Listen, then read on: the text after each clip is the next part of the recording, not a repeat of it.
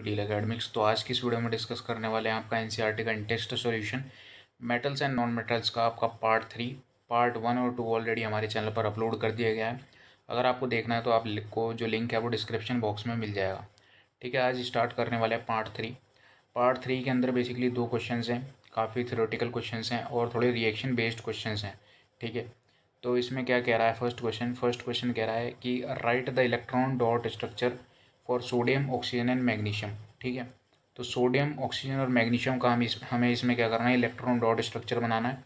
ठीक है, तो सबसे पहला जो आपका क्वेश्चन है उसको डील करेंगे, इलेक्ट्रॉन डॉट स्ट्रक्चर बनाएंगे सोडियम ऑक्सीजन और मैग्नीशियम का।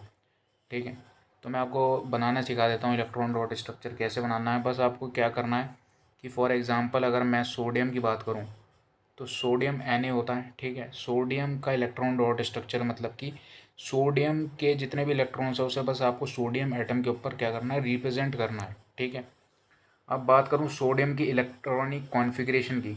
ठीक है, सोडियम की इलेक्ट्रॉनिक कॉन्फ़िगरेशन की, तो सोडियम जो है उसकी इलेक्ट्रॉनिक कॉन्फ़िगरेशन को हम तभी देख पाएंगे जब हमें उसका क्या पता होगा, उसका एटॉमिक नंबर पता होगा। ठीक है, तो सोडियम का जब इलेक्ट्रॉनिक कॉन्फ़िगरेशन हमें पता होना चाहिए, तो सबसे पहले तो एटॉमिक नंबर की बात करें सोडियम के एटॉमिक नंबर की, तो सोडियम का एटॉमिक नंबर होता है 11। ठीक है, अब इसकी इलेक्ट्रॉनिक कॉन्फ़िगरेशन देखेंगे तो इसकी इलेक्ट्रॉनिक कॉन्फ़िगरेशन होती है 2 8 और 1।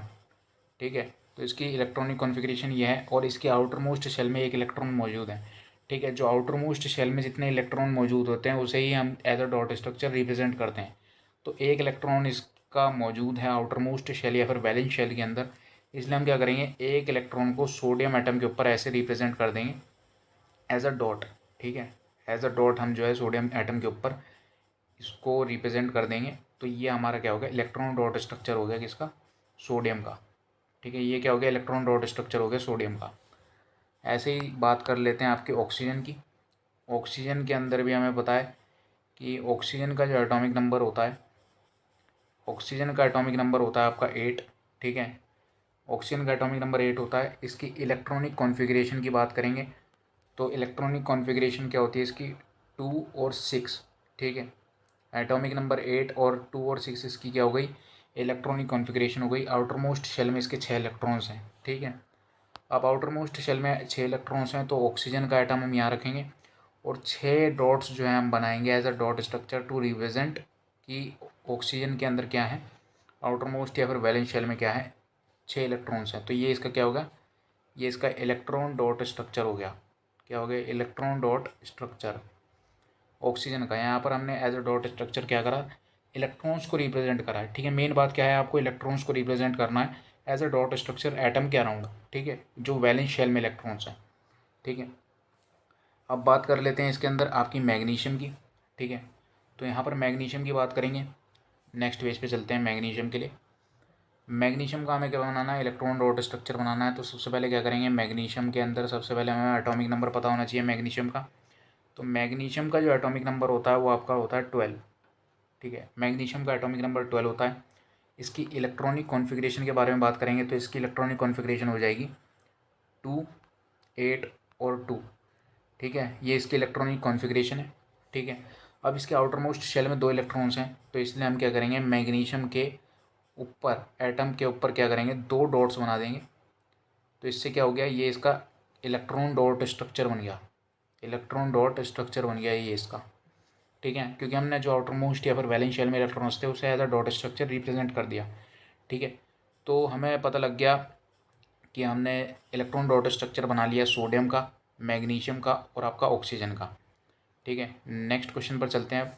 नेक्स्ट क्वेश्चन क्या कह रहा है यहाँ पर, नेक्स्ट क्वेश्चन कह रहा है कि show the formation of sodium oxide and magnesium oxide by the transfer of electrons. ठीक है, तो हमें क्या करना है, सोडियम ऑक्साइड और मैग्नीशियम ऑक्साइड की फॉर्मेशन दिखानी है by the transfer of electrons. ठीक है, अब ये भी एक अलग कंसेप्ट है, इसके अंदर भी कई सारी वेराइटीज़ इंट्रोड्यूस हो जाती हैं। इसमें सिर्फ आपको सोडियम ऑक्साइड और मैग्नीशियम ऑक्साइड का बनाने के लिए दिया गया है, इसलिए हम जो है सोडियम ऑक्साइड और मैग्नीशियम ऑक्साइड का बनाएंगे। ठीक है, तो सबसे पहले Na2O का बनाएंगे कि आप कैसे जो है इलेक्ट्रॉन के ट्रांसफ़र से आप इसका डॉट स्ट्रक्चर बनाओगे। तो हमें पता है यहाँ पर सोडियम के 2 एटम हैं और ऑक्सीजन का एक सिंगल एटम मौजूद है। ठीक है, तो हमें इसे as a transfer of electron बनाना है।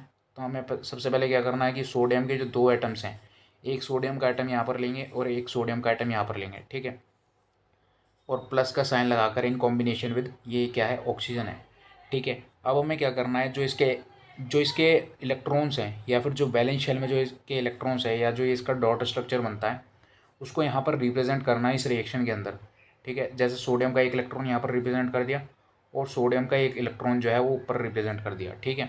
और बाकी ऑक्सीजन की बात करें तो ऑक्सीजन के तो हमें पता ही है कि 6 इलेक्ट्रॉन्स होते हैं, तो 6 इलेक्ट्रॉन्स को जो है हम as a dot structure oxygen के अंदर बनाएंगे, ठीक है, ताकि हमें जो है पता लगता रहे कि इसका डॉट स्ट्रक्चर है, ठीक है।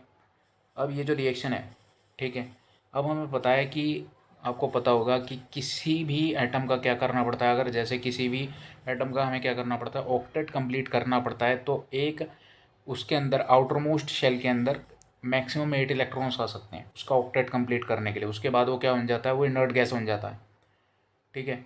तो एक इलेक्ट्रॉन यहाँ पर आएगा, इसका यहाँ पर ट्रांसफ़र होगा और एक इलेक्ट्रॉन इसका यहाँ पर ट्रांसफ़र होगा ताकि इसकी कॉन्फ़िगरेशन कंप्लीट हो जाए, ठीक है, और इसका ऑक्टेट कंप्लीट हो जाए। अब हमें राइट हैंड साइड पे रिप्रेजेंट करना है कि हमने कितने जो आपके एटम्स में से जो इलेक्ट्रॉन्स हैं वो कितने इलेक्ट्रॉन्स लूज़ हुए हैं और कितने इलेक्ट्रॉन्स गेन हुए हैं। तो यहाँ पर हम रिप्रेजेंट करेंगे सोडियम को और यहाँ पर हम इसे एज अ बॉक्स में रिप्रेजेंट करेंगे, ठीक है, बॉक्स में रिप्रेजेंट करेंगे। और यहाँ पर इसके बाहर जो है पॉजिटिव का साइन लगाएंगे, क्यों, क्योंकि यहाँ से क्या हुआ, इलेक्ट्रॉन लूज़ हुआ है। फिर उसके बाद यहाँ पर एक और सोडियम लिखेंगे, उसको बॉक्स में रिप्रेजेंट करेंगे और पॉजिटिव का साइन लगाएंगे क्योंकि यहाँ से एक इलेक्ट्रॉन लूज़ हुआ है, गया है। और फिर यहाँ पर जो ऑक्सीजन है यहाँ पर हमें एज अ डॉट स्ट्रक्चर फिर दोबारा से जो ऑक्सीजन है उसके अंदर जो आपके 6 इलेक्ट्रॉन्स है उसको रिप्रेजेंट करना है, ठीक है, 6 इलेक्ट्रॉन्स हैं उसको रिप्रेजेंट करना है। और यहाँ पर जो इसके 2 सोडियम के इलेक्ट्रॉन्स गए हैं हम उसे एज अ क्रॉस भी रिप्रेजेंट कर सकते हैं यहाँ पर, ठीक है। तो इससे हमें पता लग जाएगा कि भाई जो 2 इलेक्ट्रॉन्स हैं वो सोडियम के हैं क्योंकि हमने उसे एज अ क्रॉस रिप्रेजेंट करा है। अब हमें क्या करना है, यहाँ पर इस बॉक्स के बाहर हमें 2 नेगेटिव लिखना है। 2 नेगेटिव का मतलब है यहाँ पर ऑक्सीजन ने 2 इलेक्ट्रॉन्स को गेन करा है, ठीक है। तो ये आपका बन गया ट्रांसफ़र ऑफ इलेक्ट्रॉन्स से हमें सोडियम ऑक्साइड का स्ट्रक्चर बन गया, ठीक है, Na2O का स्ट्रक्चर बन गया। अब हम बात कर लेते हैं यहाँ पर मैग्नीशियम ऑक्साइड की, ठीक है। मैग्नीशियम ऑक्साइड का तो इससे भी ज़्यादा सिंपल है, बस आपको क्या करना है कि मैग्नीशियम ऑक्साइड के केस में Mg यहाँ पर लिखना है और इन कॉम्बिनेशन विद ऑक्सीजन। हमें पता है मैग्नीशियम के 2 इलेक्ट्रॉन अभी हमने बनाए कि 2 इलेक्ट्रॉन्स होते हैं और यहाँ पर इसके ऑक्सीजन के 6 इलेक्ट्रॉन्स होते हैं, ठीक है, एज अ डॉट स्ट्रक्चर हमने बनाना है, ठीक है। और यहाँ से हमें जो है इसके जो ट्रांसफ़र है उसको रिप्रेजेंट करना है और उसके बाद हमें देखेंगे तो हमें यहाँ पर रिप्रेजेंट करना है Mg और ब्रैकेट में लिखेंगे तो यहाँ पर हो जाएगा ये 2+, क्योंकि यहाँ से क्या हुआ है, मैग्नीशियम ने 2 इलेक्ट्रॉन्स को लूज़ करा है। और फिर यहाँ पर क्या हो जाएगा, ये ऑक्सीजन है, ठीक है, ये ऑक्सीजन है। तो ऑक्सीजन के अंदर हमारे पास ऑलरेडी जो है इसके अंदर 6 इलेक्ट्रॉन्स मौजूद थे, ठीक है, 6 इलेक्ट्रॉन्स इसके पहले से ही मौजूद थे और 2 इलेक्ट्रॉन्स मैग्नीशियम ने इसे दिए, यानी कि इसने 2 इलेक्ट्रॉन्स को गेन करा जो कि मैग्नीशियम के थे। तो हम उसे एज अ क्रॉस रिप्रेजेंट करेंगे और ये जो बॉक्स है उसे बंद कर देंगे और यहाँ पर जो है 2 नेगेटिव का साइन आ जाएगा बाहर, बॉक्स के बाहर, क्योंकि यहाँ पर ऑक्सीजन ने 2 इलेक्ट्रॉन्स को गेन करा है। तो ये क्या हो गया, मैग्नीशियम ऑक्साइड का स्ट्रक्चर बन गया बाय ट्रांसफ़र ऑफ इलेक्ट्रॉन्स, ठीक है। तो दोनों का स्ट्रक्चर आपको समझ में आ गया होगा कि कैसे बनाना है। इसमें भी कई सारी वेराइटीज़ होती हैं प्रॉब्लम की जो कि आपको इंट्रोड्यूस करी जाएंगी, बहुत सारी रेफरेंस बुक में आपको मिल जाएंगी। इन रिएक्शंस के अलावा भी आपको इलेक्ट्रॉन डॉट स्ट्रक्चर बनाना होता है by the transfer of electrons, ठीक है। सेकंड क्वेश्चन कह रहा है कि why do ionic compounds have high melting points. Ionic compound जो होते हैं उनके हाई मेल्टिंग पॉइंट्स क्यों होते हैं। तो देखो यहाँ पर आयनिक कंपाउंड जो होते हैं ना, जो आयनिक कंपाउंड्स होते हैं वो ऐसे कंपाउंड्स होते हैं जिनके अंदर आपके पॉजिटिव आयंस भी प्रेजेंट होते हैं और जिनके अंदर आपके नेगेटिव आयंस भी प्रेजेंट होते हैं। इसलिए क्या होता है कि जब पॉजिटिव आयंस और नेगेटिव आयंस होते हैं तो आपको पता है कि अपोजिट चार्जेस जो होते हैं, यानी कि जो पॉजिटिव आयंस हैं और जो नेगेटिवली चार्ज आयंस हैं उनके बीच में क्या होता है, फोर्स ऑफ अट्रैक्शन होती है। फोर्स ऑफ अट्रैक्शन उनके बीच में क्या होती है, स्ट्रॉन्ग होती है। इसलिए इस फोर्स ऑफ अट्रैक्शन जो कि बहुत ही ज़्यादा स्ट्रॉन्ग होती है, जो स्ट्रॉन्ग बॉन्ड होता है, इसको ब्रेक करने के लिए, इसको तोड़ने के लिए काफ़ी ज़्यादा हीट की रिक्वायरमेंट होती है। इसीलिए जो आयनिक कंपाउंड्स होते हैं उनके काफ़ी ज़्यादा हाई मेल्टिंग पॉइंट्स होते हैं, ठीक है। ये आपको मैंने थ्योरेटिकली समझाया है कि जो पॉजिटिवली चार्ज्ड आयंस होते हैं यानी कि जो आयनिक कंपाउंड्स होते हैं उसमें पॉजिटिव आयंस भी होते हैं और नेगेटिव आयंस भी होते हैं। पॉजिटिव और नेगेटिव आयंस के बीच में एक स्ट्रॉन्ग फोर्स ऑफ अट्रैक्शन होता है, जिसको ब्रेक करने के लिए या फिर उस स्ट्रॉन्ग बॉन्ड को ब्रेक करने के लिए एक काफ़ी ज़्यादा हीट की रिक्वायरमेंट होती है। इसलिए जो आयनिक कंपाउंड्स होते हैं उनका हाई मेल्टिंग पॉइंट होता है। बस आपको ये ध्यान रखना है। थ्योरेटिकल टर्म्स में मैंने आपको समझा दिया है, बस आप जो है इसे पेपर पर लिख दोगे तो एग्जामिनेशन में आपको पूरे मार्क्स मिल जाएंगे, इस बात की गारंटी है। ठीक है। बाकी तीनों क्वेश्चंस काफ़ी थ्योरेटिकल क्वेश्चंस थे, थोड़े बहुत रिएक्शन बेस्ड क्वेश्चंस थे। ठीक है। और बाकी अगर आपको कोई डाउट हो इस वीडियो से रिलेटेड तो आप कमेंट सेक्शन में ज़रूर से बताइएगा। और अगर आप चैनल पर नए हो अभी तो चैनल को ज़रूर से सब्सक्राइब कर लीजिएगा। मिलते हैं नेक्स्ट वीडियो के अंदर। Thank you for watching.